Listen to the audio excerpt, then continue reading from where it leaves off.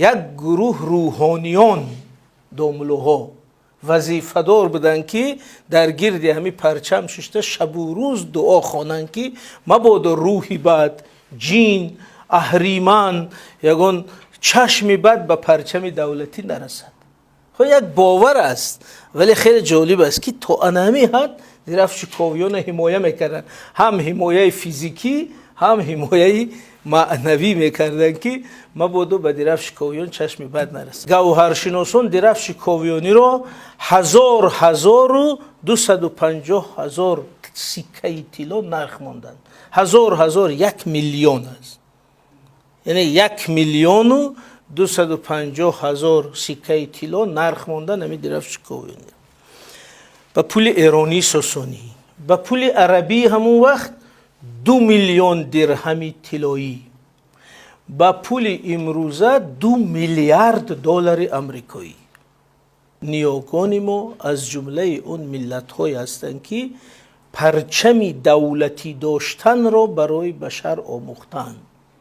پرچم اولین ما که در تمام تمدن ما مثل یک افتخار می درخشد، درفش کاویانی نام داشت. درفش کلمه درستی تاجیکی برای پرچم است. درفش در زبانی گذشته از جمله در شاهنامه، در آثار گذشتگان شما بینید که خودی پرچم را میگوید درفش، اون پوپکی که پرچم دارد اون رو میگفتند پرچم. ولی حاضر در زبان معاصر همین کلمه پرچم به معنای خودی بیرق است. وقتی که ضحاک همچو قدرت بیگانه بر سرزمین ایران زمین حاکم شد و ظلم و استبداد را جاری کرد و خصوصا مغز جوانان را میخورد، مارهای ضحاک، کاوه آهنگر یک مرد عادی، همون که در شاهنامه خودش میگه که من یک آهنگری بی آزار هستم، من به سیاست تو کار ندارم، ولی ظلم تو تا درون خانواده من رسید و 18 پسر داشتم 17 تاش کشته شد. بنابراین برخواست کاوه همون پیش دامن چرمی که در آهنگری استفاده میکرد در نوک نیزه‌اش زده او را همچون پرچم استفاده برد. بنابراین این نامش پرچم کاویانی و این شورش مردمی پیروز شد. ضحاک رو برکنار کردند و فریدون رو آوردند و شاهزاده ایرانی که در تبعید بود رو آوردند و حاکم کردند.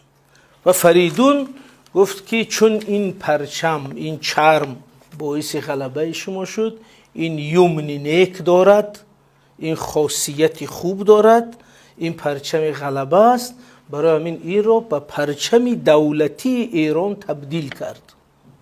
یعنی این روایت هم هست، تاریخ هم هست.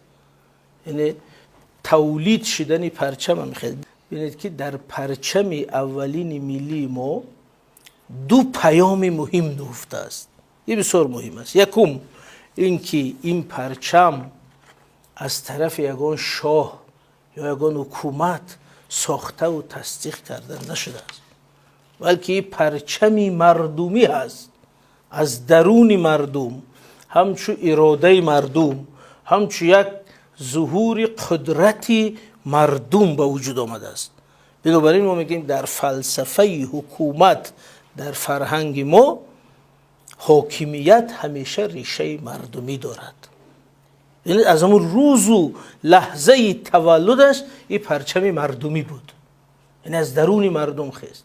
بنابراین امروز هم همین اصل در کنستیتوسیون جمهوری تاجیکستان، یعنی استادای حقوق هستند، در ماده 6 کنستیتوسیون جمهوری تاجیکستان نوشته شده است که در تاجیکستان خلق چی است؟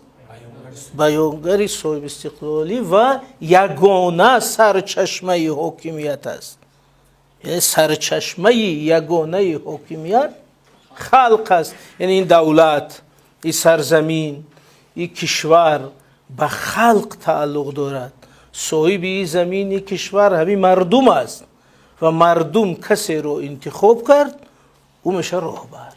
کسی رو انتخاب نکرد او رهبر شده نمیتونه. این پرینسیپ خلقی بودن حاکمیت که در این پرچم ما از روز اول نهفته است.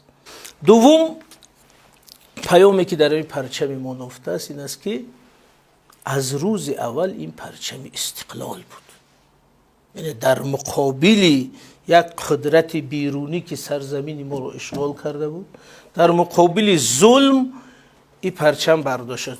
پس از اول این پرچم عدالت است، پرچم استقلال است، پرچم حاکمیت ملی است.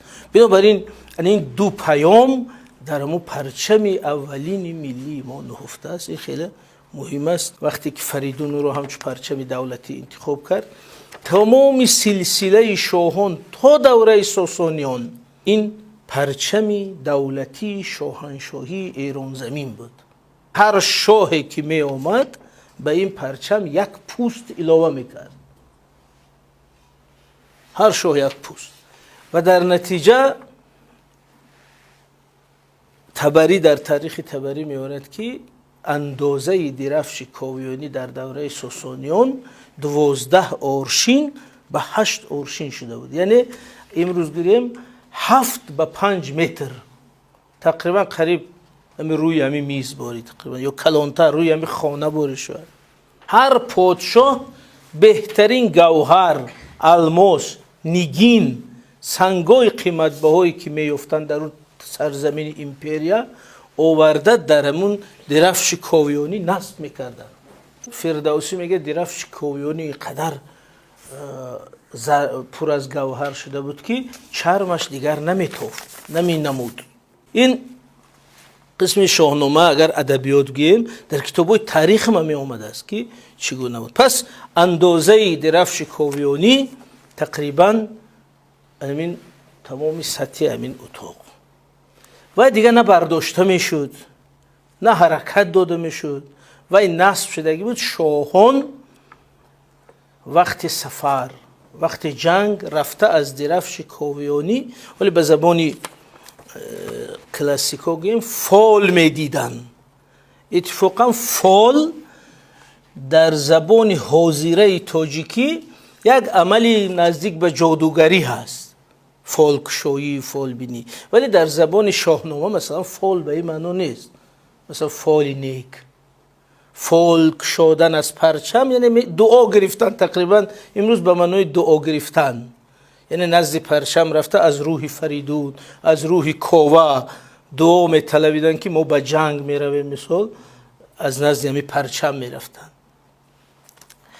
و یک چیز عجیب هم هست در این کتاب ها که برای نگهبانی همی پرچم، برای نگهبانی این پرچم گردی مخصوص بود در شهر اصفهان، قصری مخصوص، گردی مخصوص که شب و روز این پرچم رو بانی میکنه. و جای از همه عجیبش این که یک گروه روحانیان داملوها وظیفه دار بودن که در گرد همین پرچم ششته شب و روز دعا خوانن که مبادا روحی بد، جین، اهریمن، یگان چشم بد به پرچم دولتی نرسد.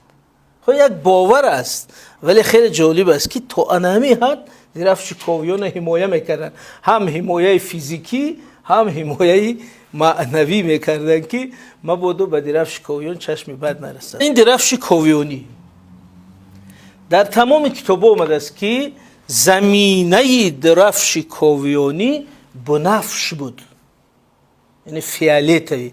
این بعدی که ساسانیان هخامنشی اینا پرچم دولتی کردن خیلی آراسته شد دیگه، همین چرم خامی گاو در نظر نگیره. و اتفاقا درباره چرم هم یک گپ هست، فقط چرم پوست شیر، پلنگ و اگر نباشه خرس ممکن بود که پرچم شود. پوست بز و گوسفند و خیلی ممکن نبود.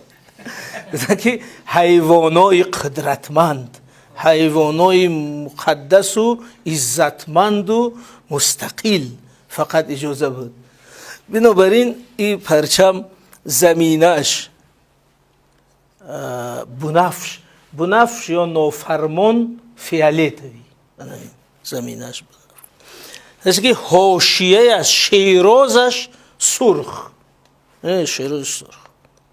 همین صورت درفش کویونی نیست، این از روی تصویرش در متن کتاب‌ها نقاشا کردن. در میانش ستاره زرحلی چارگوشه. الان دقت کنید که ستاره تمدن ما چارگوشه هست. ستاره ششگوشه و از تمدن داوودی، ستاره پنجگوشه از دیگه جو. ستاره ما چارگوشه است در آریایی و گاه اگر این گوشه هاش کج کنن چی میشه؟ صلیب میشه. به طور بدیهی بیان کن، به طور طبیعیش انمین چارگوشه، چهار سمت جهان نشان میده. خب و در میانش همین خورشید با این دروش. این در دوره ساسانیان پشتی انمون پرچمی که ارتش و موبدان حمایه میکرد. این یعنی ساسانیان به این دو علاوه کردن. یکم این که انمین مرغ همار رو که علامت دین زرتشتی است پیوست کردن، علاوه کردن. یعنی پرچم درفش کویونی 1000 سال پیش از زرتشتی بوده است. این پرچم دینی نیست، این یک پرچم قیام مردمی بود.